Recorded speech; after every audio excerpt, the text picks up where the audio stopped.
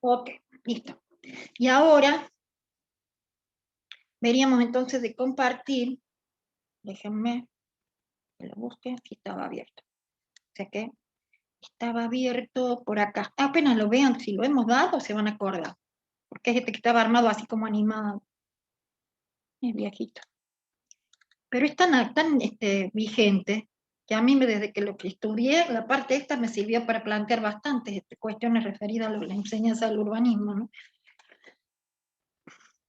Entonces, el planeamiento, ¿qué tiene que ver con el diseño urbano? Y ahí decíamos que había un par de cosas, por ejemplo, una nueva línea ferroviaria, o que existiera una fábrica cerca de lo que es una casa, o sea, una zona residencial, o esto que vivimos todos los días, que son los escapes de los coches, que cada día circulan en las calles y en un número que se incrementa. Sigue esta característica de que se va incrementando y que son mucho más, digamos, nuevos y de alta gama, que tienen mucho más facilidades que los otros, y sumarle de que, bueno, el escape es una cosa que se ha ido controlando, porque no estarían habilitados. Pero si vamos al caso de la línea ferroviaria, esta línea ferroviaria separaba a lo que antes eran vecinos, y le obliga a la gente a no abrir más sus ventanas a causa del ruido. O sea, si existe el ferrocarril y está pasando por una zona donde hay casas, obviamente que se va a sentir y resentir, digamos, por más tecnológico y por más de avanzada que sea el tipo de ferrocarril. El caso de lo que es, que a mí me llamó la atención, fíjense que lo que es los que son tipo el tren bala, en Italia, que lo pude usar, yo levantaba la vista y el tren iba a 250 y tantos kilómetros por hora, o sea, está ahí, está puesto, cómo varía, y te van hablando de que llegas a la estación, qué sé yo, entonces, me tengo que levantar cuando baje la velocidad porque al baño como voy, nada, no pasa nada. Está todo tan evolucionado y con alta tecnología, que es una cuestión de que tienen una red de comunicaciones que uno se maneja de una manera mucho más barata y mucho más confortable. En el tren hay mesas, bueno, que son como esas mesas libros, vieron que se abre o se cierra, hay servicio de gastronomía, o sea, o pasan, o te vas hasta un lugar donde están los baños y al costado hay una máquina expendedora, y hay las sillones que son de primera, porque son los sillones que tienen no solo pasamanos, sino que tienen conexiones, tenés para cargar el teléfono, hay gente, la gente joven se traslada de donde tiene la universidad a donde está su lugar de residencia, y son pueblos y pueblos, y de repente se pone y hace allí los apunta y todo, tanto que en un caso, en uno de los viajes, nos hicimos amigos de una chica y que estaban estudiando español. Entonces, bueno, nos sentíamos agrandados porque la podíamos ayudar, y ellas ahí, a mí me quedó grabado eso, cómo sacan todos sus cuadernos, cómo se manejan con su mochila, re capo, y estaban avanzando para la tarea que tenían para el otro día porque era de noche. Luz, muy bien equipadas las estaciones donde están las paradas, sobre todo mucha información, y esta información permanente que dan ese tipo de trenes, que son, allá son el flecha rosa, el flecha rojo, y flecha, hay otra todavía más de avanzada, y cosas que permite, por ejemplo, que a uno le sale re caro ir en Roma a lo que es Fiumicino, que es el aeropuerto. Y bueno, realmente tenés que pagar, si te vas en un remis, en uno de estos taxis, en un Uber, es carísimo. Y tenés en la estación central de Roma, o sea, en la capital sería, tenés uno de los andenes, o sea, el último, recuerdo, así, como si estuviera por subir ahora, se llama Leonardito, por Leonardo da Vinci. Leonardito lo tomas en la capital, es gratis, y te subís y tenés unas parrillas para poner tus valijas y tenés tus asientos. Una confianza brutal porque pones todas tus valijas, que eso te llevará la cartera con la plata, o eso que te metes la plata entre la ropa, pero vos tu valija la dejás y cuando te vas a bajar la retirás y viajás como una reina, es súper rápido y va hasta el aeropuerto. Cuestión que en todos lados tendríamos que tener eso, no lo tenemos y tenemos que pagar grandes costos. Córdoba, por ejemplo, los que tenés son unas combis que te llevan de cualquier lado, pero cobran. Y no es la comodidad de este tipo de trenes. O sea, es una cosa bastante importante, y cómo se va evolucionando a partir de tener lo mínimo, digamos, el andén y tener las líneas estudiadas. Allá se maneja muchísimo con eso, más que con los colectivos. Bueno, las distancias son distancias de pueblos a pueblos, qué sé yo, de aquí a Anillaco es 1 hora, bueno, 1 hora y pico, pero vámonos a Milagro, vámonos a Villa Unión, qué sé yo, si podés ir en una cuestión que te vas tipo bala, o sea, tomás la máxima velocidad y tiene todas estas comodidades y todo regulado, está de 10. Supongo que eso es lo que les vuelve después a la cabeza pensar que puede ser que haya una red, y no sé si interprovincial, acá estamos hablando de interdepartamentos, distritos de ellos, ¿no? Y dice, eso en cuanto a lo que es la línea ferroviaria. Digamos, allí no hay problema de ruido, pasa por todas zonas que son algunas de campiña y otra pasa por la ciudad, pero pasa adyacente, se va tocando las estaciones. Y las estaciones están siempre, digamos, cola en lo que es una urbanización o cuando comienza, pero no están en el centro, digamos. Y esta que está en el centro, la de Termini, que es la central de Roma, es amplísima, es grande, te matás caminando, pero tiene estos servicios que son importantes, o sea, tiene a todos los puntos y tiene esta movilidad que da es como si vos te vas al aeropuerto desde la terminal, pero la terminal de trenes. En el caso, o sea, se pueden salvar estas cuestiones irregulares, pero habiendo una política que en todos los niveles, o sea, desde el nacional, y acá tendríamos que hablar nacional, territorial, regional y provincial, y de allí a lo local, porque si vamos a hablar de comunicarnos con, qué sé yo, digamos con Pituil. Pituil está casi hacia el norte, límite con otro departamento acá que es Los Sauces, chicos, Sí, a la aquí costa, los autos. está Sí. la costa y Los Sauces. Bueno, fíjense que nos podíamos mover a Pituil, o al revés, irnos a Vinchina, Villa Unión, o a lo mismo Jahue, y bueno, después pasar para el lado de lo que es Chile, todo lo que Laguna Brava y Chile. Bueno, sería ideal, y eso a 250 kilómetros por hora, son lugares que a veces tenés que hacerlo con un auto en buenas condiciones, todo, y no llegás a tenerlo en esos tiempos. Y, tendríamos tienen que ser decisiones que a nivel nacional, y casi que si fuera el cruce a Chile, fíjense, sería nivel internacional, porque es un convenio, tenemos el Mercosur, entonces sería un convenio entre países. Pero, ¿cómo vamos a hablar de poder acordar políticas en todos los niveles si tenemos que a nivel de las provincias, los mismos que son gobernadores, después son a veces presidentes, hacen su carrera y su trepada a presidente, y en sus plataformas usaron el camino a Chile? Cuando saben que, por ejemplo, el camino a Chile, en el momento que yo estuve cerca de esas decisiones, eran exclusivamente, ya estaba aceptado que iba a ser por Catamarca, porque tampoco tiene, digamos, razonamiento lógico. Es decir, bueno, yo me voy por Catamarca y tengo un cruce a Chile. Me voy a La Rioja, tengo un cruce a Chile. Me voy más al norte, a Santiago. Santiago no es eh, colindante, digamos, a Salta o a Jujuy, y tengo otro cruce bueno, no sé cómo es, lo que Arqui, está. Sí, el paso más importante, Chile no es ahí por Mendoza. claro, y está, bueno, eso era el norte. Si nos vamos al sur, tenemos San Juan, Mendoza, tenés Neuquén, un montón de lados. Tenés el mismo Santa Cruz, que tenés cruce por un puerto que hay chiquito que cruzas nada más que con las condiciones de puerto, ¿sí? Puerto Natales. Estás en Chile y es cerquita, sino que no es del lado Atlántico, sino que es del lado del Pacífico. ¿Qué pasa? Si todos tienen en la plataforma construir el paso a Chile, no va a andar, porque es sentarse y abrir un poquito la cabeza y razonar. Che, lo mismo que me tengo que comunicar por allá arriba y hacer tantos pasos, hago menos y me comunico por abajo, o sea, a la altura de la superficie. Y no tengo que cruzar la cordillera en muchos lugares, que eso es lo más complicado. Entonces, esas son decisiones a nivel nacional, son decisiones que se toman desde los partidos, desde las plataformas, cuando elaboran eso. Son acuerdos internacionales, el Mercosur, o sea, son cuestiones que a lo mejor el gobernador no tiene por qué tallar, y lo usa para su plataforma, y después lo lleva para hacerlo en la nación, y sabíamos que no se podía. Entonces te sentís bastante defraudado. Es una cuestión de pensarlo más. Si yo tengo buena infraestructura, gasto más en hacerla mejor para Catamarca, hacerla mejor para Mendoza, reforzar esos caminos y todo, que no son de primera hora, y me quedo tranquila y no hago el cruce por ahora porque no me tocó, no es para mí.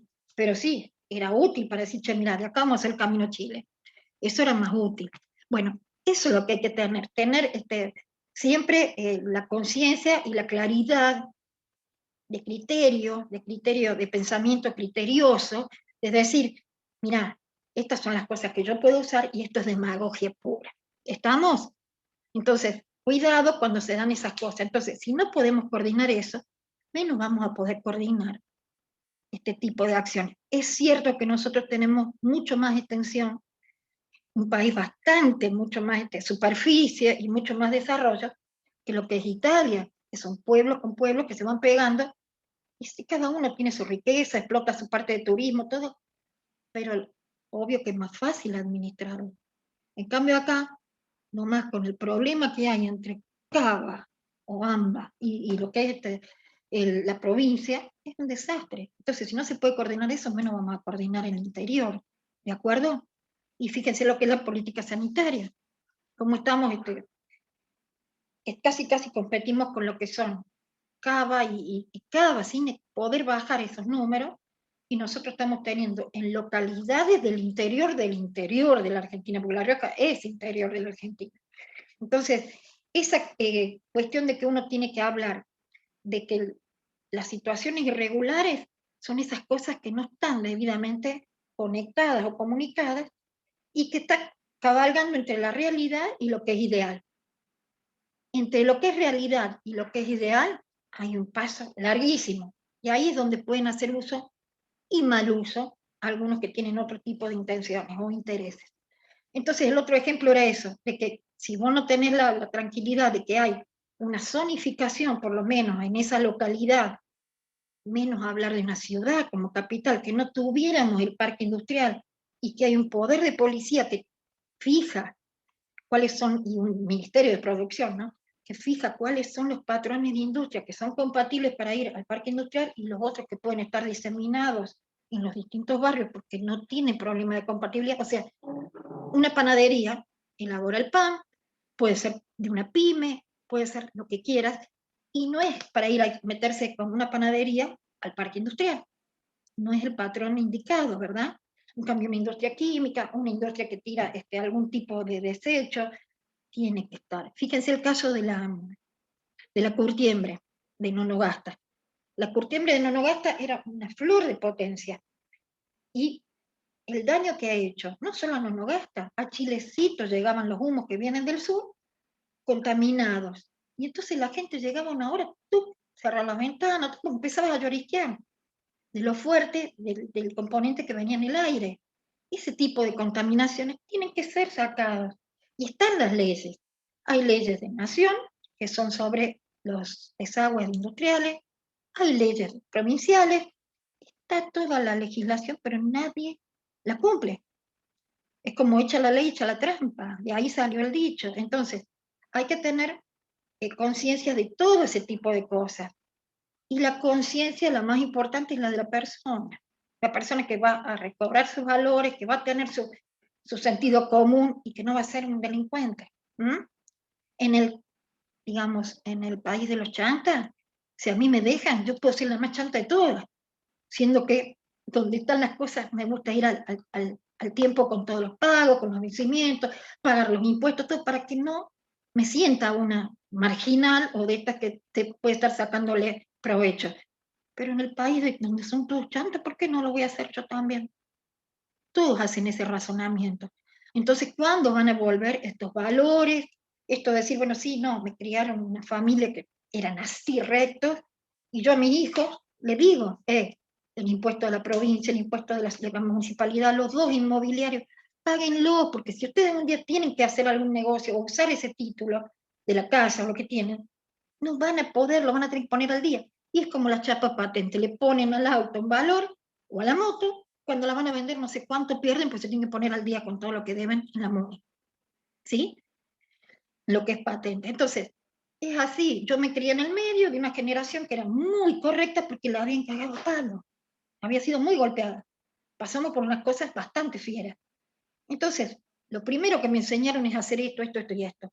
Y cerca en la línea de parentesco, mis abuelos eran gente que vino dejando todo, vino por la guerra, sacada tanto de Rusia como de España. Y bueno, llegaron con lo que tenían, se han perdido el lazo entre las familias, se han juntado los hermanos que pudieron. El antecedente es que los hermanos más activos, o sea, los que eran jovencitos, son los que venían primero, trabajaban acá en el puerto de Buenos Aires y mandaban la plata a sus padres para traerla. ¿eh? Entonces, eso yo lo viví, porque soy de una generación de inmigrantes, o sea, mis abuelos son de afuera. En cambio, mis hijos no lo han visto, ellos han visto la década de ganada, por ejemplo, la de Menem. Entonces, ¿para qué mami vas a tener el título colgado ahí si no tenés ni para comprarnos un cuatriciclo, por ejemplo? Ese no los planteo. Vienen con otra cosa en la cabeza, ¿sí?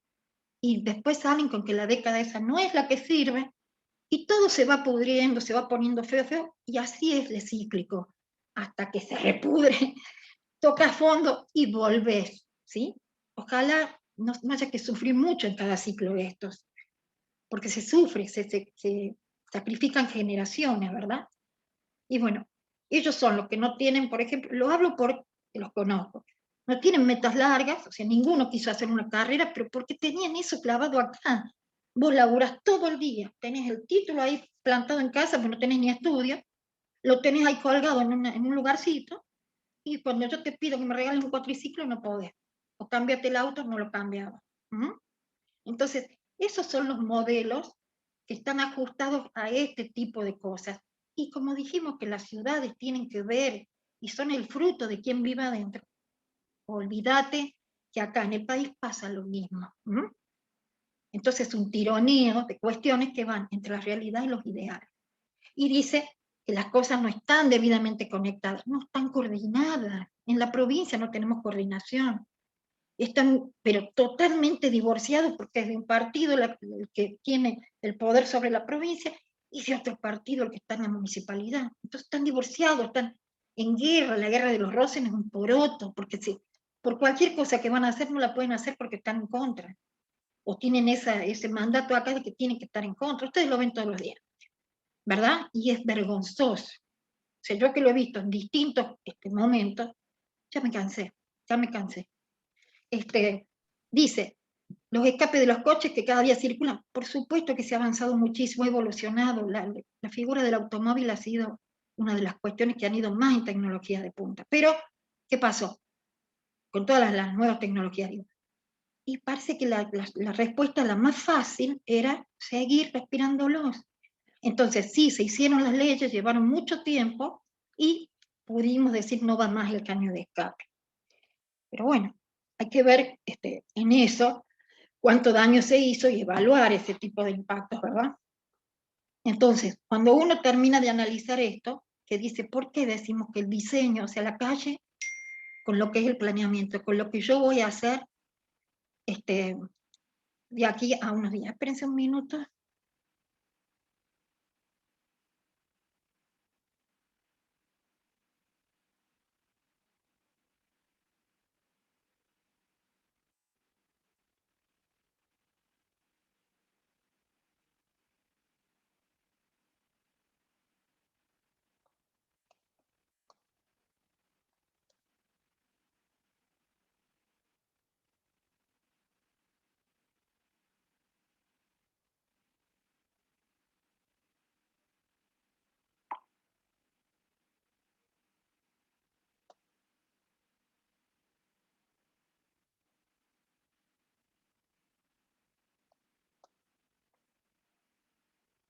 Así que este teórico no lo habían visto, no se los mostré a ustedes en ninguna oportunidad.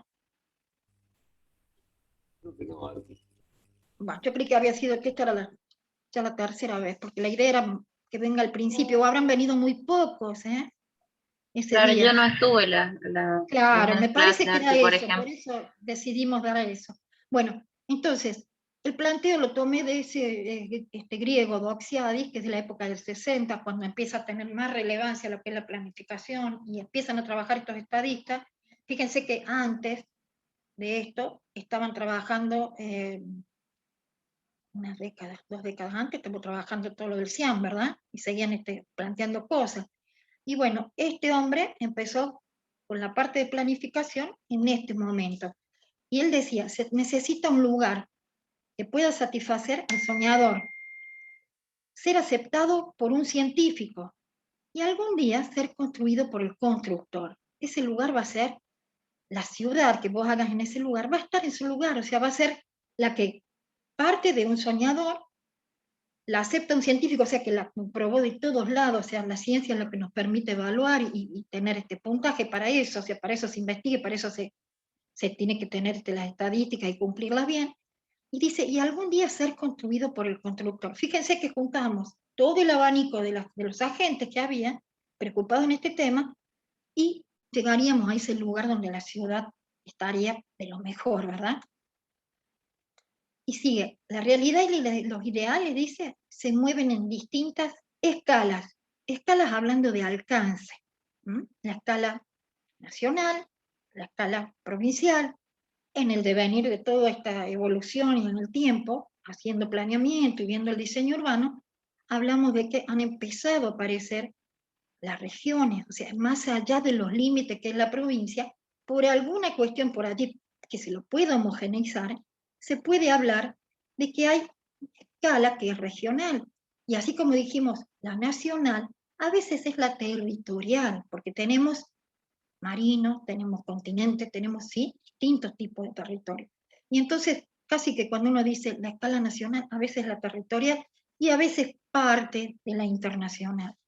Y entonces dice, los planos, tomándolo desde el punto de vista donde él hace el planteo, de donde se toman las decisiones, ¿verdad? Y el plano es nacional, el poder que ha adquirido para poder decir, tomar una decisión es poner una firma y que entre lo que te va a permitir materializarlo, porque para no hacerlo ni lo deseo.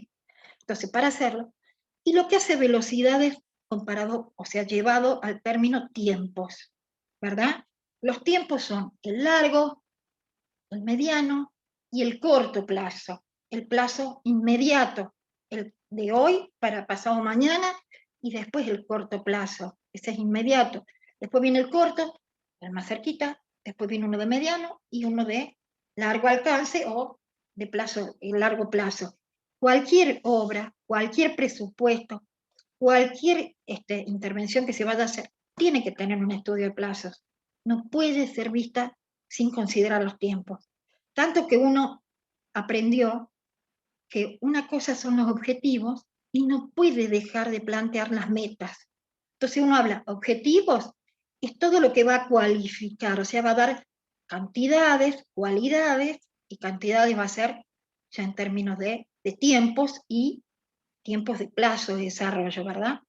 Y cuando uno habla de metas, ya le pone a eso que quiso lograr, calificándolo al objetivo que tiene, le va a dar a ese proyecto más que un calificativo, sino que le va a decir en qué plazo. La meta es, voy a hacer esto en este tiempo. Y tenés que irte a los números y decir entre qué meses, entre qué plazo, corto, mediano, inmediato. ¿Estamos? Se va a hacer la obra del bajo. Bueno, la obra del bajo se estudiaron todos los fondos y se dijo, señores, aquí vamos a ver cómo es esto. Si vos te sentás a discutir una cuestión que va a ser política de Estado, como puede ser, metamos todo el universo que resta de mujeres que no tienen al día de hoy jubilaciones y que van a tener que cobrar del mínimo a un poquito más, pero que no han hecho aportes, ¿qué vas a hacer primero? Sentate con el que maneja esa caja y ponete a ver si va a ser rentable, porque si no vas a terminar rompiendo el sistema. Ya hubo una intervención que rompió el sistema, que fue la primera, bueno, yo tengo amigas que han entrado por eso, la jubilación de ama de casa, y a mí no me han saqueado, pero sí que se han venido más abajo los niveles y la gente que venía poniendo de antes. Y no le podés dar mejor a esa gente y has entrado en un universo que no llegan a veces a los 60 años, porque como siempre, Hay gente que me viene con la trampita, ¿viste? Y entre que es docente del nivel intermedio, o sea, nivel medio, digamos, docente secundario, eso se jubilan. En Entre Ríos, a los 52 años. ¿Por qué consiguieron la ley en esa época? Bueno, los docentes universitarios hasta los 70, si quieren, si no se pueden jubilar a los 60. O a los 65, que es la otra opción que te dan. Pero en el caso de lo que es una ama de casa, ¿por qué la ponen menos de 60 años? ¿Por qué hay que ser tan dañino hasta en eso?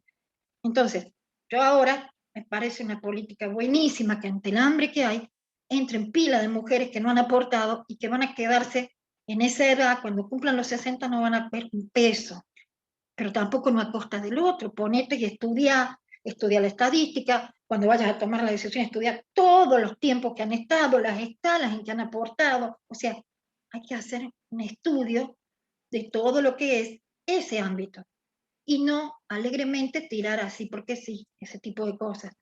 Y ya tuvimos la experiencia que fue mala. Y que se estaba entrando a un punto en que se quiebra el sistema. El sistema desde que le pusieron, que bueno, se pelean entre que fue Perón, entre que fue otro, existe lo que es la jubilación como existe en otros países, no es que acá solo. Y el sistema era fuerte porque a vos todos los meses, dividido en días, pero te lo sacan en el mes, te van a hacer un aporte que vos no lo ves hasta que no cumplís esa edad. Y en el sistema se sabe cuál es el porcentaje de la gente que, por tasas, ¿verdad? Tasas de mortalidad, tasas de crecimiento, estudiar los nacimientos, estudiar cuánto viven las personas, todo esto, cuánto pueden vivir, entonces cuántos van a quedar con ese sistema limpio y que va a quedar para gente, porque hay un porcentaje que no llega vivo hasta los 60, 65, y ahí es donde empieza. Hacemos el tema de que cambiamos como son las tasas ahora, cambiamos los índices. Ahora hay uno de la Secretaría, ¿de quién era? Qué sé yo, 60 años, 65 años, estás entrando en una edad que dice un adulto medio, ¿sí? O sea, yo me tendría que sentir, estoy recansada, la verdad, no tengo la tranquilidad, así que me falta todavía la mitad de la vida, no voy a llegar a los 100. No sé cómo va a llegar mi cabeza, ¿entendés? Porque ha sido muy mal usada. Ahora, si a mí se me brinda un buen sistema de salud, un buen sistema de educación, lo mejor de lo mejor, que no tenga que estar levantándome y viendo qué es lo que se les ocurrió hoy, porque improvisan en todo, bueno, señores, yo puedo llegar más sana, pero ¿a dónde voy a llegar yo? ¿A vivir otra media vida? O 45% de mi vida considerándome un adulto medio y que puedo llegar a los 100 a ser uno de cuarta edad. Estamos todos locos. Yo sé que no se llega, uno no es tonto. O pobres mis viejos que tienen 84, no sé si van a llegar a los 90, porque están comiendo todo esto porque están los dos lúcidos. Entonces, el tema es, dale una buena vida, dale una buena vejez, que sea gente activa, que pueda hacer esto, que tenga acceso a todo, no les alcanza para pagar los remedios. Y tienen esa costumbre que han traído de inmigrantes, que yo lo hago también, en cuanto puedo. A mí me entra un poco de plata, lo divido con mis hijos, porque sé que le hace falta, cualquiera está tirada. Entonces, si yo tengo dos ingresos y no me puedo bancar, ellos con hijos y todo, ¿cómo hacen? Entonces, el hecho de estar estudiando y de que pudieran tener que echar mano a algo, también evaluarlo. ¿Les conviene a esta altura? Están en quinto. O les conviene pegar el pechazo y si están con una pareja, bueno, loca, hacete cargo vos, o loco, te haces cargo vos, pero esto es así y no da para otra cosa. Todo hay que planificarlo. El asado que van a hacer el domingo, hay que planificarlo y hay que pensarlo. ¿Quiénes son los que van a llevar las cosas? ¿Cuántos van a poner? ¿Para cuántos va a alcanzar? No se hacen las cosas todas improvisadas, menos las decisiones estas, los tiempos y los alcances, menos que menos, ¿sí? Entonces, la planificación estaría para usarla en todo. Este hombre lo centralizó en esta cuestión porque como eran griegos, utopía era una palabra que dentro de todo viene de ese origen, y entonces veamos a dónde llega con su hipótesis. Y entonces, según Doxiades, que es el señor el griego, llega a la conclusión y dice, las ciudades que se construyen son malas, y para ellos son las distopías, ¿sí? Ahora, él dice que se sueña con una ciudad para la que no hay un lugar, o sea, estamos en ese abanico de agentes que intervienen, pero que no existen todos con su planteo como para decir, esa es la realidad. Entonces, esas no hay lugar, acá está más negativo. Y dice, o sea, queda como una utopía, como un ideal. Mientras que necesitamos buenas ciudades, para las que tiene que existir un lugar. ¿Y qué va a pasar? Hay que sentar en la misma mesa a los tres, al que es un soñador, al que es un constructor que la va a materializar, y al científico.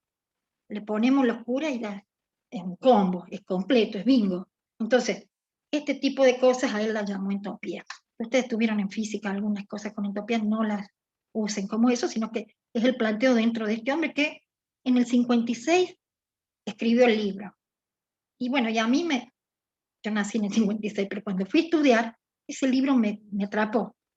Y era un poco de lo que me pasaba a mí cuando estaba estudiando y veía lo que pasaba en Córdoba, lo que pasaba en Río Tercero, ciudades a las que hicimos análisis. Entonces, y dentro de la facultad, urbanismo se ve y planeamiento se lo ve los 2 últimos años, quinto y sexto, o sea, quinto y el trabajo final. Y después lo pusieron en cuarto y quinto.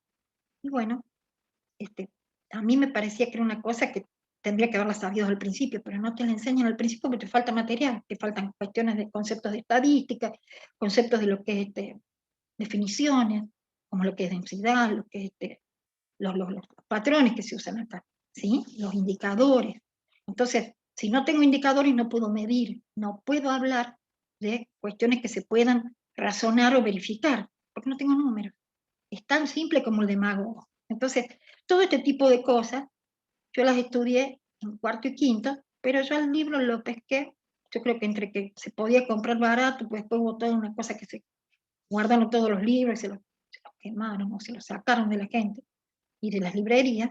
Bueno, lo encontré el librito y me pareció que era para abrir la cabeza y me senté con esto.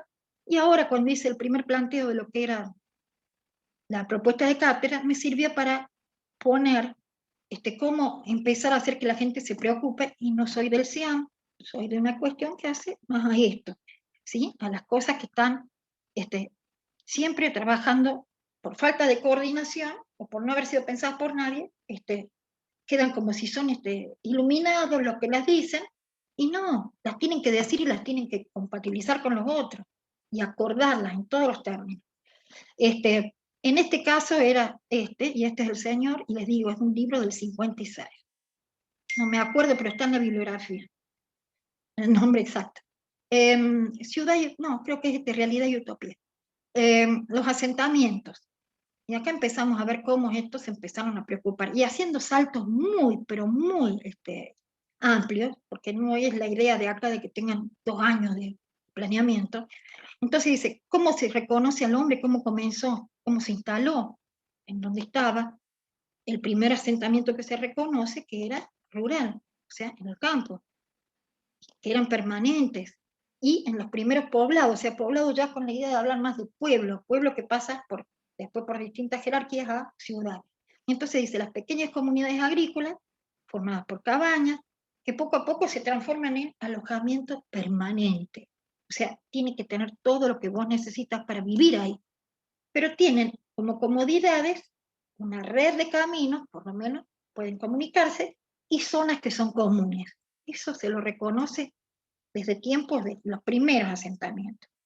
Y dice, en el tiempo fueron apareciendo las primeras ciudades, que tenían más habitantes y más casas. Sí, se conformaron lo que puede llamarse una red de calles, o sea, vamos a ir a terminar al sistema vial, ¿verdad? Una trama vial que forma un sistema. Bueno, acá sí se puede considerarse como una verdadera red de calles y caminos, casi un plancito, una primera aproximación a lo que puede ser una ciudad. Aguárdenme un cachito, porque tengo que atender, estoy sola.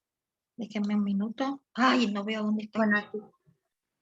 2 minutos, espérense. Ay, no. Bueno. Ay, que le hice peor.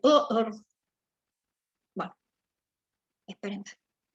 Voy a terminar esto, así puedo llegar acá y poner esto.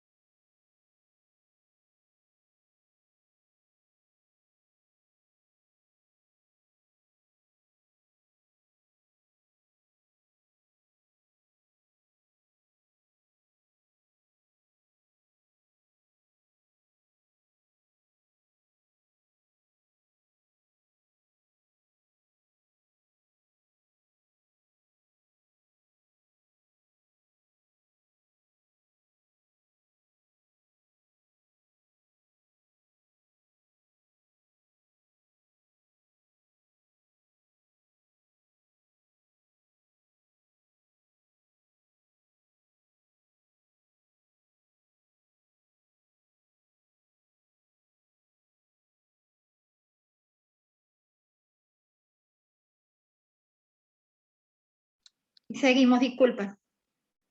¿Están? ¿Escuchan? Sí, sí, ¿no? Sí, Arqui. Sí. Bueno, ahora déjenme de nuevo volver a compartir y a ver dónde quedamos en esto que estábamos viendo y que hice un lío bárbaro.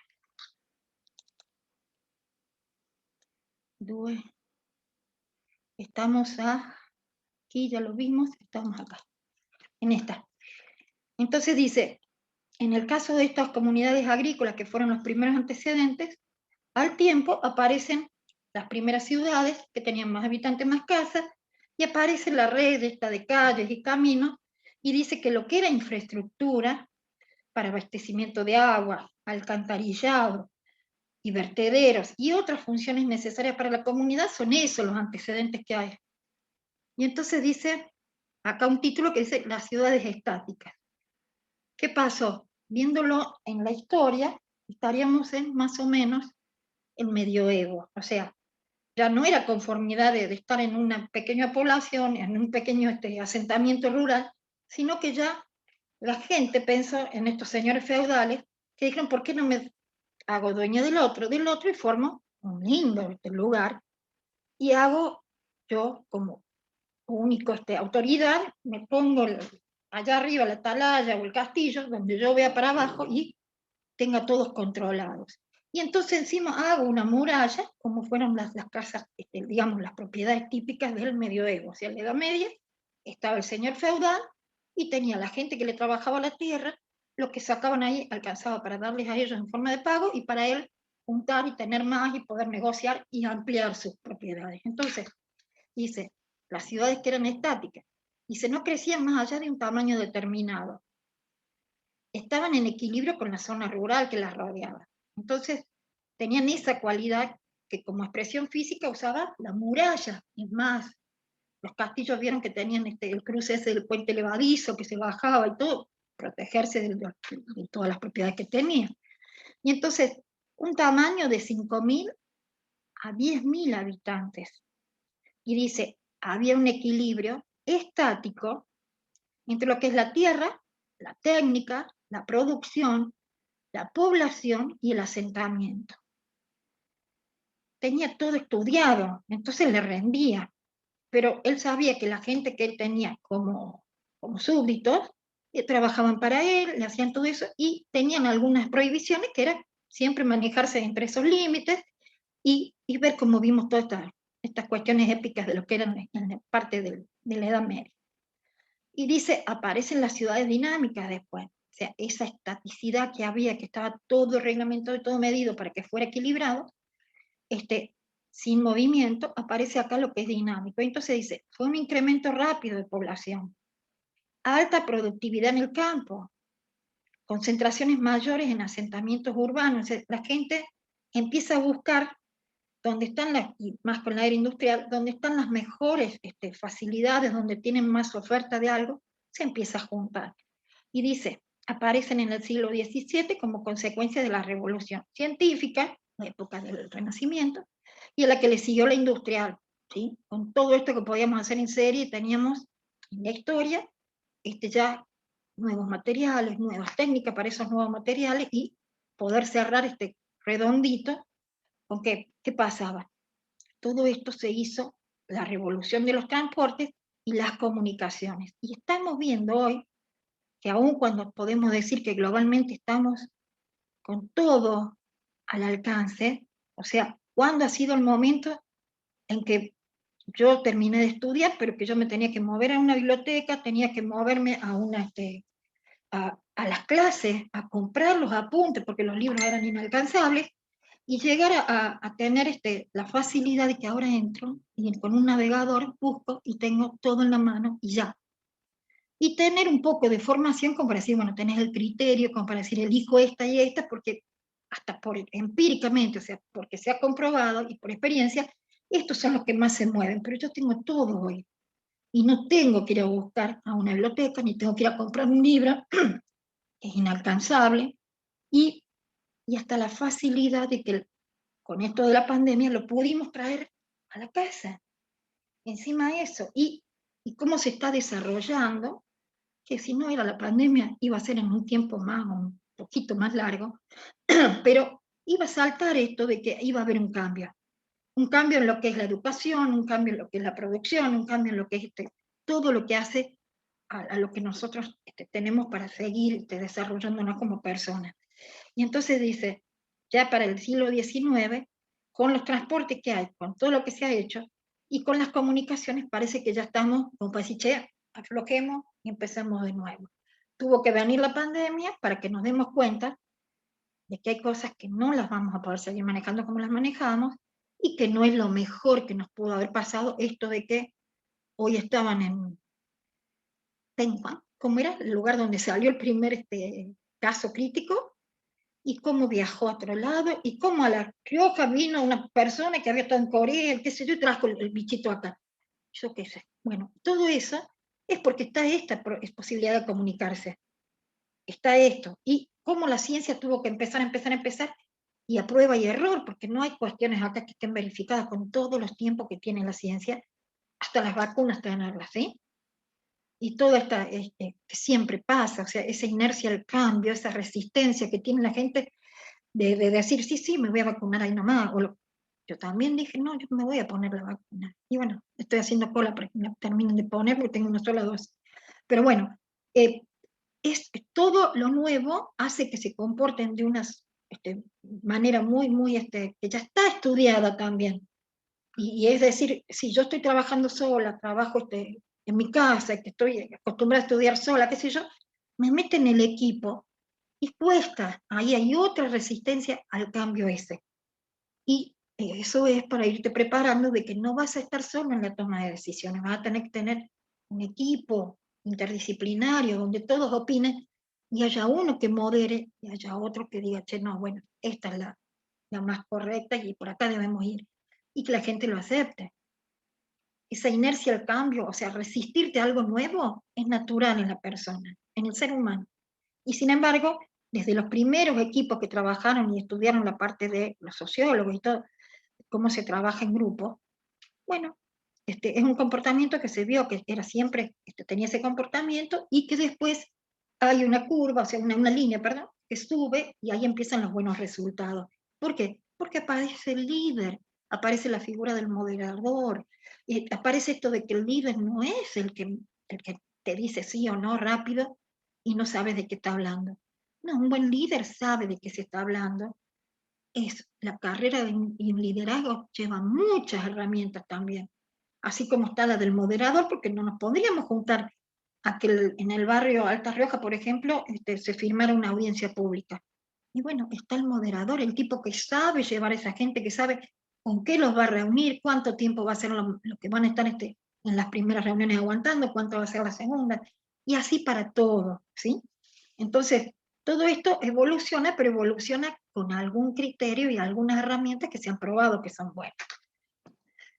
Y tenemos lo que es los distintos fenómenos, o sea, se han dado los que son los centros urbanos y aparecen otros centros que están cerca, que están haciendo uso común de algunas situaciones, y si no aparecen casos como el Rusar, años 70 y pico. Rusar es justamente la recuperación urbana de la zona de Alta Rioja. Les dije que era un proyecto que se ganó de un concurso internacional, o sea, se ganó porque lo manejaban en la nación y las provincias tenían que entrar con los proyectos que estuvieran preparados. Se cayó uno de Santiago del Estero, no lo pudieron sostener y dijeron, bueno, le toca a La Rioja. Y pudieron hacer todo esto de lo que es el barrio Alta Rioja, San Vicente, lo que es las calles, vinieron con todo el equipamiento, que ya en esa época se empezaba a hablar, che, no hagas casas solas, hace con una guardería, hace con la escuela, hace con hasta los talleres, esos que han hecho, que yo creo que les comenté, en las avenidas principales pusieron la gente que reconocieran que tenía estas fábricas que no son para irse a un parque industrial. El zapatero, el tipo que arregla las heladeras, no puede vivir en una casa con monobloc o vivir arriba, porque no le van a subir las heladeras. El zapatero no tiene, pero ningún sentido que lo mandes a una zona industrial, porque era una industria que se manejaba bien, que existía cuando no estaba la globalización, y que era una fuente de trabajo. ¿Qué pasó? semejantes ciudades que hemos creado y semejante coordinación y todo, ¿quién no va a tener cómo comunicarse y que le entre de Brasil zapatos mucho más baratos? ¿Sí? Y que vengan estos zapatos como son los, bueno, hay una marca que son muy conocidas, que son todos flexibles, qué sé yo, esos cuando se te gastan, los tirás, no tiene sentido hacerlos arreglar, y chao los zapateros estos. Y sin embargo era gente que cuando se hizo lo de Alta Rioja, tenían un lugar como actores de la sociedad. Y ellos ejercieron su presión y los pusieron sobre zonas que estuvieran en avenidas, reconocibles en lo que es el barrio Alta Rioja, en lo que es el San Vicente, en lo que era el R4, que es una zona de las últimas que se urbanizaron. Entonces, todo ese tipo de cosas, hasta eso se estudió, y se les dio un lugar en las avenidas. Y en vez de darle una casa solita, les dieron una casa con un tallercito, al que arreglaba la heladera, y en planta baja. Y entonces, eso es estudiar la gente. Se hicieron 1000 y pico de viviendas en Alta Rioja, y las 1000 y pico de viviendas estaban resueltas para gente que se conocía, que se postuló, porque era un bordo que la gente se fue asentando, habría habido 1 o 2 con escritura. Todos los que estaban ocupando tuvieron su casa. Y los pícaros también, los que pusieron meter algún pariente, alguna historia de alguno conocido, pero la mayoría de la gente era gente residente, porque era para ellos el programa. Y se hizo con seriedad, y se hizo proyectos que en este momento no se te ocurrirían. Yo siempre pongo el caso, a mí se me ocurre en el 83, en el 84 vine acá, en enero, 84, viendo lo que eran los precios de los alquileres y viendo cómo estaban las cosas. Bueno, si yo me hago la casa, ¿cuánto voy a gastar? Y bueno, yo terminé comprando puertas internas de Guatambú, de Petiribí, qué sé yo, eran 2 placas y los bastidores, pero te la agarraba la humedad y sonaba, estabas poniéndole la plaquita abajo, todo para prevenir un poquito que durara. Y a esta gente le estaban entregando casas con puertas de cedro. Entonces, hoy vayan a preguntar el precio de una puerta de cedro, estas de tablero, y unos espacios amplísimos, y todo bajo lo que reglamentaba, lo poco que se sabía y se estaba trabajando sobre energía solar. Y bueno, la falta de promoción, falta de publicidad, falta de hacer toda una tarea de parte social, que se creyó que se le daba la casa y se terminó, hizo que eso no se cumpliera. Pero tenían todo un sistema que hoy se lo quiere imponer en todos lados, que era de trabajar con lo que son las corrientes de aire fresco y de aire caliente. Y bueno, en un momento de la cosa eran situaciones de techos mucho más altos, locales altos, y tenían 2 rendijas, una arriba y una abajo, y tenían unas palancas de accionamiento que, obvio, si no le enseñas, esas palancas se perdieron, no se las cuidó ni nada, con esa altura y por más que fueran del 20 o del 18 la chapa, ese accionar normalmente y sin control, mal accionado, porque era para hacerlo 2 veces al día. Y bueno, la mayoría creyó que era una salida del perro, abajo, arriba no sé qué creyeron que era. Pero abajo, como estaba justo que pasaba un pequeño, bueno, ahí está, por ahí sale el perro y entra, no lo tengo que hacer entrar por la puerta. El chucho se vaya por ahí, salga y entre. Y son cosas que las estudiaron los techos, esas pendientes, esas caídas, el color verde, casi aceite que le pusieron para que se tomara bien de las paredes y hiciera todo el trabajo que hay que hacer en lo que es absorber el calor, reflejarlo, y tener los aleros con la sombra que se proyectaba con ese alcance de caída y con ese alero. Entonces, se estudió muchísimo eso. Y no hubo tiempo de a cada uno que le entregaban ir a decirle, che, mira, te voy a dar un librito y esto es así, haces. Y si no, venite a tal lado y ahí vamos a hacer la reunión de la comunidad. No, después se terminaron viendo así, al tuntún, y mucha gente quedó enojada y muchos se colaron. Pero bueno, ellos se conocían todos, o sea, era crear este problema. Pero darle solución a 1000 es bastante pesado. Y la falta de continuidad en la política hizo que eso, desde el 72, 76 que estuvo planteado, al 83 eran 7 años. Ponele que haya sido en el 75, 8 años, 84 cuando vine yo, 9 años. Y eso estaba en obra, no se podía terminar de entregar. Y ha habido licitaciones que se las recortó, se las achó, y se perdió todo el sentido que tenía, pero estaba muy bien en su origen formado. Y lo otro, bueno, pasa porque si para un gobierno todo lo que hiciste, o que hicieron los del frente, los de la vereda del frente, en otro, bueno, está, obviamente que casconean todo y vuelven a sacar cosas, y ustedes son chicos, pero yo he visto, pobrecita, la catedral que le hicieron, hasta, bueno, la peatonal en esa cuadra de la catedral, había una recoba, había antes una réplica de lo que era el campanario, o sea, de lo que era la cúpula de la catedral, en una esquina, donde hoy está el edificio, y están los zapatos, bueno, una serie de cosas que venía otro gobierno municipal, o sea, se comportan todos igual, el municipal como el nacional, y tratan de bajar la obra y no darle fondo y no dejarla terminar, ¿para qué? Para que, bueno, no les sirva a la gente, que es lo importante, porque eso es lo que tendrían que sacar en limpio, no que la hizo el otro. Bueno, esa falta de decir, mira, hacer las peatonales en La Rioja va a ser política de Estado municipal, y entre quien entre va a tener los fondos para eso, esté en la provincia el que esté. No se hacen políticas de Estado que serían para cada escala la que responden, no están. Entonces pasa eso. Con las peatonales pasó lo mismo, con la plaza pasó lo mismo. Y ahora estaban hablando de remodelarla de nuevo, la plaza está en loco. Sí, se metió muchísima plata ahí en la remodelación. La última que coincidió con el sismo grande que hubo. Y esto estaba cerrado y era el único lugar que teníamos para escapar los que vivíamos en peatonal. Y sin embargo, la plaza estaba toda cercada porque estaba en obra. Entonces, son muchas cosas las que se tienen que sentar a hablar. La época de lluvia, la época de lo que es este viento, la época, todo. Tiene que haber un especialista de cada cosa como para que esto salgan. Y no es una cosa de loco, es solamente saber cómo manejarse. Y hay herramientas, porque están creadas, no es nuevo. Entonces, el caso de Alta Rioja, que recuperaron toda la zona oeste, y no solo eso, hizo que se pudiera continuar y poder vincular lo que era el centro con la zona de la quebrada. Por eso se fue potenciando el valor y se fue haciendo tan caro, porque estaba ese bordo y no había cómo recorrerlo. Entonces se hicieron las obras de eso, se hizo las obras del Tajamar, lo canalizaron, le canalizaron dos afluentes que llevan todo el agua allí, y tiene sentido que exista así, no se podía terminar, bueno, está.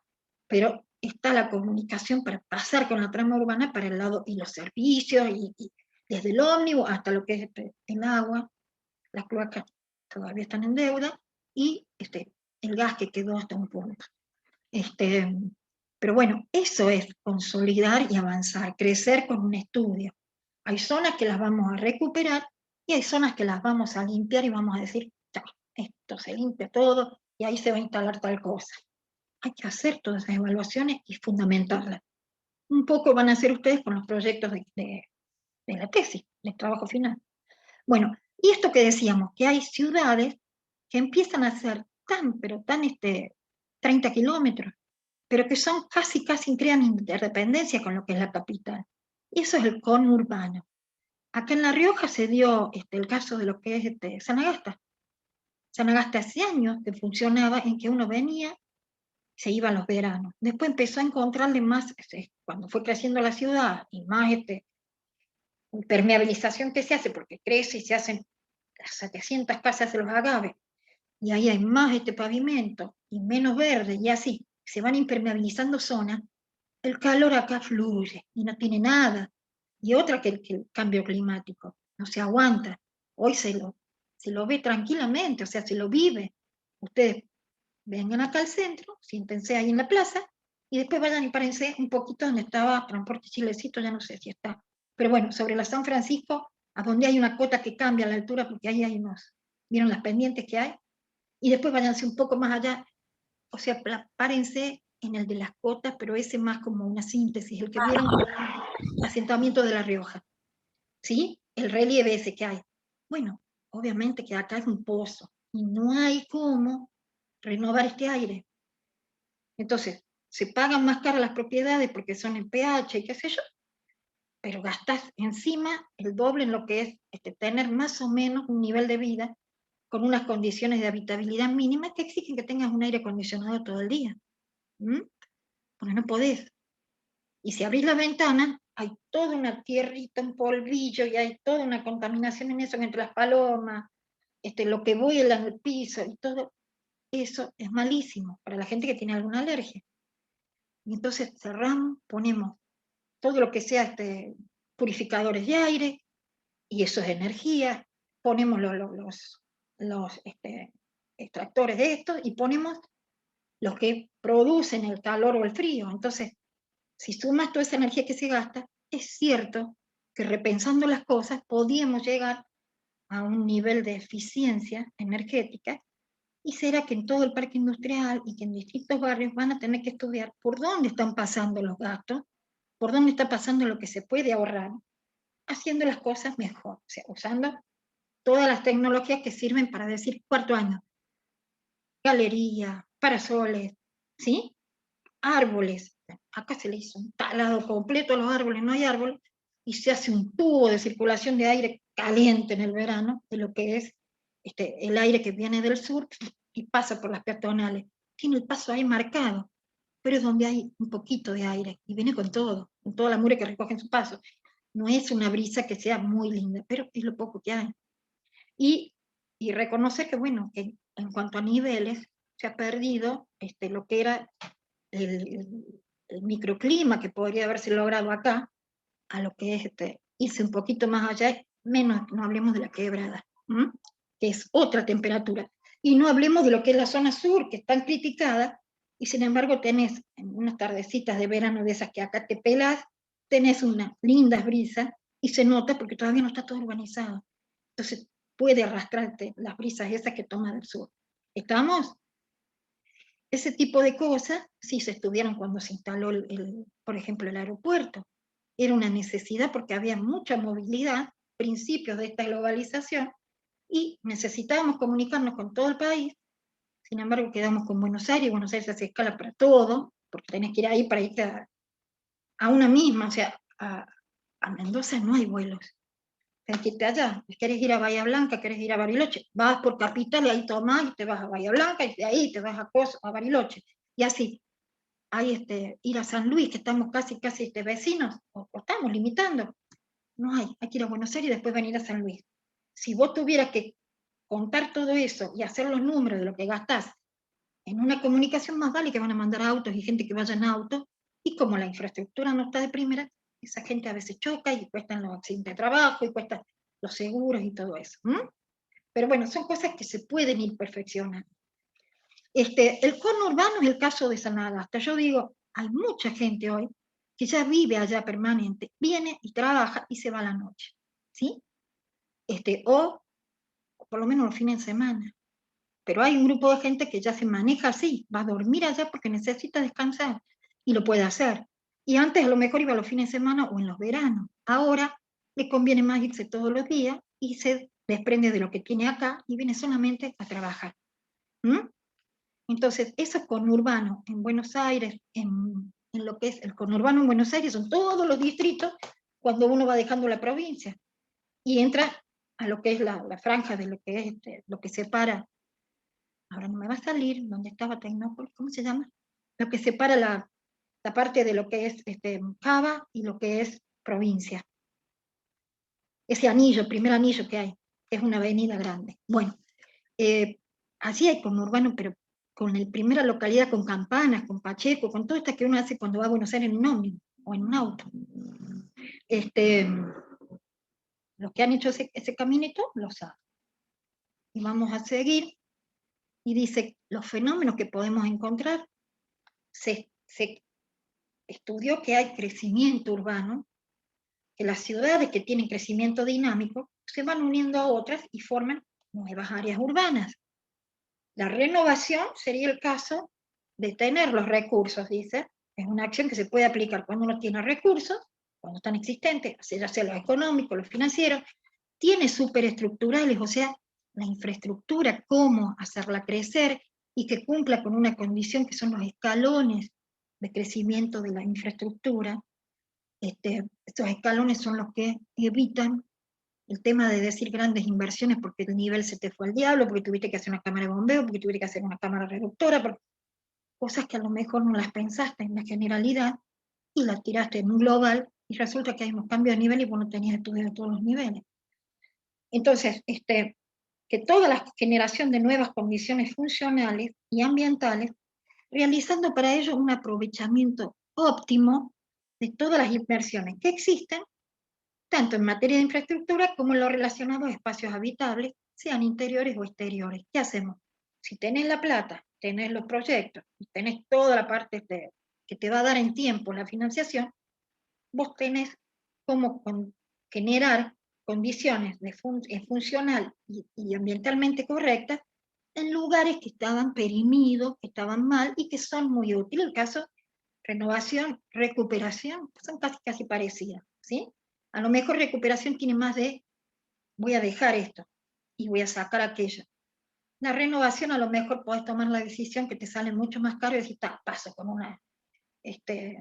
una máquina de estas, con una retro, y chao, le tiro todos los niveles, lo hago todo plano y tengo todo nuevo. Te olvidaste de que hay especies vegetales que por ahí, las primeras que hay que cuidar son las autóctonas, porque si han resistido es porque son buenas y están bien para ese lugar. El caso de lo que sí es en el sur. En el sur estaba todo estudiado hasta qué cactus iba a dejar. Y sin embargo, en los apuros de las empresas, los tiempos que no le daban para cobrar los certificados, los problemas de paro en la administración, no digo todo culpa de las empresas, también culpa de la administración provincial. Hicieron que pasaran de largo, se llevaron lo que había, retamo, había algunos arbustos, había árboles, los cactus que podíamos haber dejado en avenidas, pues ya estaban trazadas. Entonces, bueno, todo eso hizo que hoy tengamos problemas de recalentamiento, problemas de que no hay nada más que suelo donde el agua, si tuviéramos mucha agua, tenemos que estar pensando en que sea de la primera zona con desagües estudiados. Y estamos en un periodo seco. Cuando venga un periodo de agua, no sé si esas calles con las pendientes que tienen podrán resistir esos pavimentos. Poníamos ripio y el ripio se lo llevaba a la primera lluvia. Entonces te levantaba los poquitos cordones que poníamos, porque para el ripio no le hacíamos cordones muy fuertes. Ahora, si vas a hacer pavimento de hormigón, cerciorate, pensá en la inversión que vas a hacer y pensá que eso no es para levantarlo mañana. Y que vas a tener que tener unas buenas cunetas en los cruces y vas a tener que tener buenas pendientes, ¿de acuerdo? Tanto con las cordones cunetas como con los umbrales. O sea, toda esa cuestión se tiene que estudiar. No podés llegar a plantear cosas como se plantean en la 1 de marzo, que hubo hasta una muerte, porque hay una diferencia de lo que es que se la bancan con escalones en la vereda. Ustedes vieron cómo está diseñada esa calle. ¿La conocen? La 1 de marzo. Sí, sí. 1 de mayo, perdón. La que viene al costado de la facultad, la que sale a la ruta. Es una que viene de allá de la, ¿cómo se llama? Madre Teresa de Calcuta, de esas, y van saliendo y van buscando el desagüe. Cuando se juntaba con lo que era el trazado de lo que es el desagüe del Tajamar, bueno, ni hablar. Ahí se llevó una lluvia, un auto, y un auto que podía haber sido un accidente que se podía haber tapado. Murió un tipo, murió, y quedó muy grave, y anda hoy entre todos ellos, que ya es grande, un diputado provincial. Entonces no se pudo tapar eso, y eso fue grave. Entonces empezaron con el pavimento, pero no es la mejor solución, porque uno tiene que subir a las veredas trepando 4 o 5 escalones. Entonces, las pendientes para subir a una cochera ni hablar, y lo que es la gente que tiene que moverse con comodidad, no se mueve. No podés tener escalones en una de tránsito diario, en la vereda de una calle importante. No es lo lógico. Bueno. En el caso de la renovación urbana, se había estudiado movimientos de suelo. ¿Qué pasó? Los movimientos de suelo que había acá eran con terraplenes de gaviones estudiados del mejor rendimiento, los mejores materiales, los gaviones que daban con esa talud que tenían la mejor resistencia, porque había muchos saltos de nivel, por eso era el bordo, digamos. Cuando se llegó a materializar por problemas de costos, problemas en la moneda, que es otro manejo financiero que nunca tenés claro, las empresas empezaron a paralizar las obras, a decir que esto no se podía, que sí, vamos a ir cortando las obras, qué sé yo.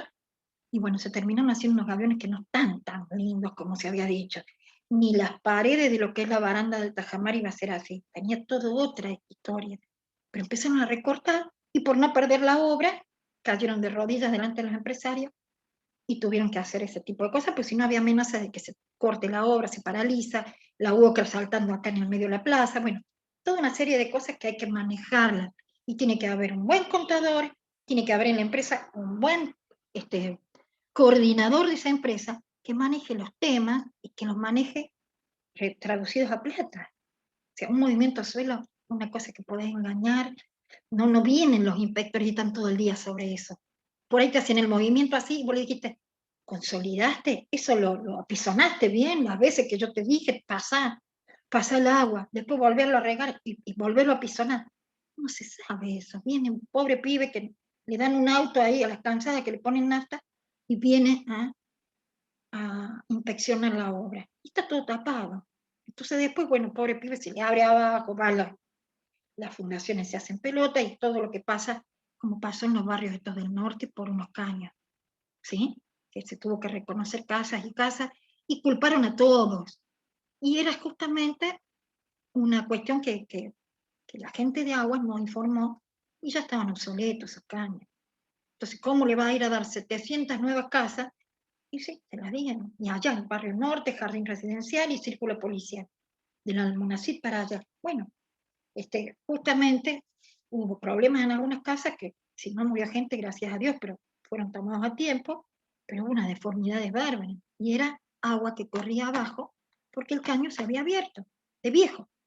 Entonces, todo ese tipo de cosas son cosas que a la larga se pagan. Y más caro, obviamente, que haberse detenido y hacerlo bien. Entonces dice, algunos elementos que hacen a la parte general del diseño urbano, este diseño que hace a lo que uno pone en las ciudades, ¿no? Y cómo las considera. Entonces dice, uno tiene elementos de tipo que hacen a la naturaleza y los otros elementos que hacen al hombre. A la naturaleza realmente la hemos sacado la belleza que tiene, pues ya dije, pasan con las máquinas, rompen lo que encuentran, porque es caro estar esquivando y en vez de hacer un camino recto, hacer uno todo curvilíneo y zigzag peor. Y entonces dice, se contamina el aire, se termina con la parte de lo que es forestación, se degrada ese ambiente, porque obviamente si estoy sacando lo que hace el intercambio de oxígeno, estoy sacando lo que utiliza la clorofila y todo lo que generan ese tipo de cosas, bueno, hasta el agua se me hace llena de impurezas. Y entonces digo que la naturaleza, pobrecita como le ha ido, con todo lo que hace a esto que es la naturaleza. Y lo que hace el hombre, ¿qué es? Este hombrecito que nunca vivió solo, que vive en sociedad, o sea, tiene que tener casitas, tiene que tener, cuando no son casas, son edificios. Y todo lo que tiene que hacer es protegerse. Entonces busca un techo, busca una casa que tenga paredes, un cerramiento y un techo. Y bueno, eso es lo que le da origen a las casas y a los edificios. Busca la infraestructura, que es todo eso que está por debajo, por arriba, aérea, subterránea, que viene por redes, todo, que no están puestas los lugares por donde pasa. Vos no los identificás como identificás, mira, acá hay una escuela, ahí voy a buscar el servicio de enseñanza, de educación. Allá hay un hospital, ahí voy a buscar mi servicio que me corresponde por el tema de la salud. O voy a ir a buscar una iglesia donde yo pueda profesar mi culto. Bueno, esos son lugares visibles, están construidos. Lo que es la infraestructura, el agua, la electricidad, el gas, todo lo que esté pasando, las redes de comunicaciones, todo esto ocupa el lugar en una ciudad, pero no tiene construcción fija, o sea, o va por abajo o va por arriba, y se está manejando con la más alta tecnología, o sea, el cable que sea de esto, el otro que sea el de última generación. Y a veces no pasa por eso solo, porque a lo mejor lo dañas o no le hiciste las protecciones que tenía que tener. Y como dijimos, el hombrecito no vive solo, sino que vive en sociedad. Y acá empiezan a aparecer las escuelas, la salud, todo lo que hace falta para un mínimo barrio y para que eso ande. ¿Por qué? Porque si no, este hombre que busca servicios va a ir con un sistema que va a necesitar de transporte que no le satisface. Entonces empieza a quebrar estos típicos huevitos que tenemos acá que tienen que estar coordinados. Y el hombre necesita circular, necesita vincularse.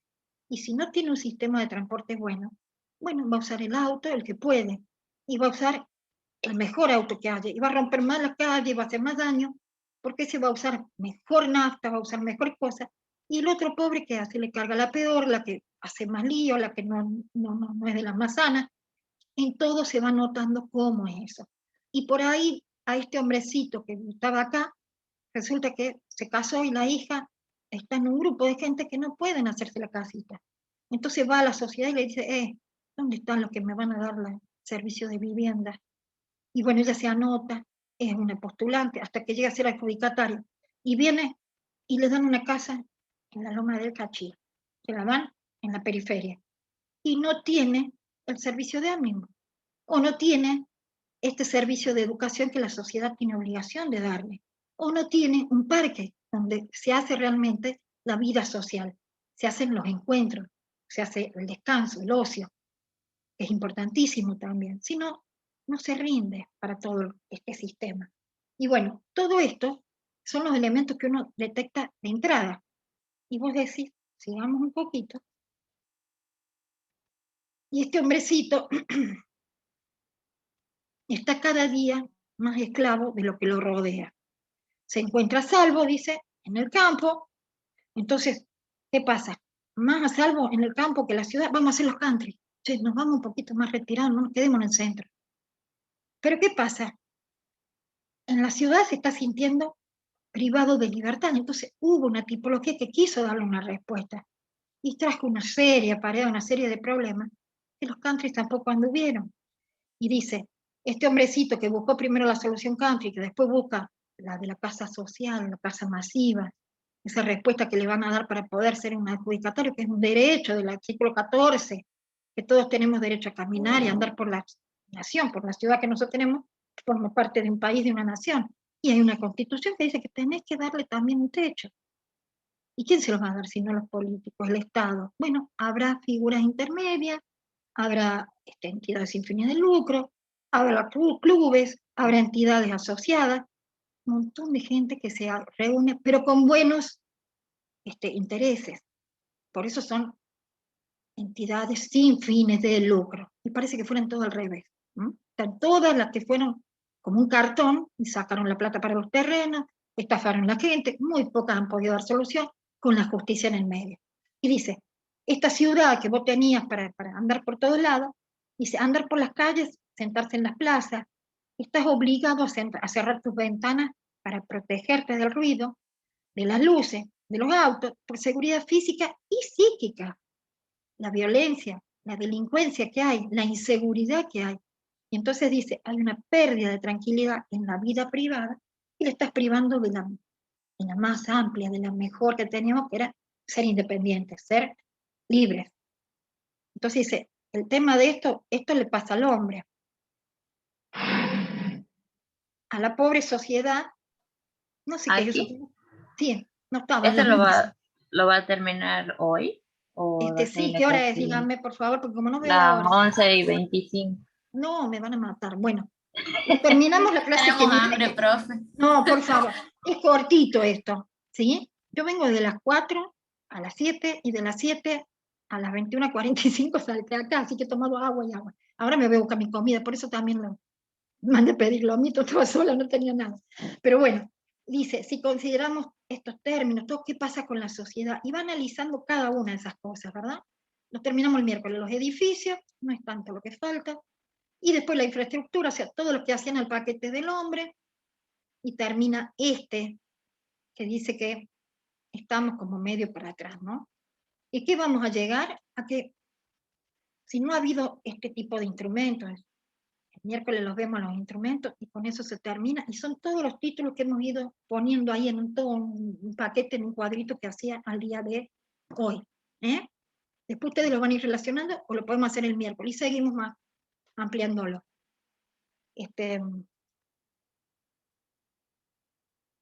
Estos son instrumentos, y ahí termino. Esta es toda la historia del bla, bla, bla, bla, y después va a venir cómo ha ido evolucionando, ¿sí? Nos veo el miércoles a las 5. Chao, chao. Que anden bien. Chao, aquí. Ahí les dejé entonces el cuadro ese, ¿no? Se los paso por correo mañana, chicos. Bueno. Les paso Hasta las luego, cosas Ari. corregidas, véanlas. Ya quedan para ustedes porque van a quedar en el correo ese, y les paso la planillita de nuevo para que la vean. Chao, chao. Chao, Ari. Bueno, Hasta luego.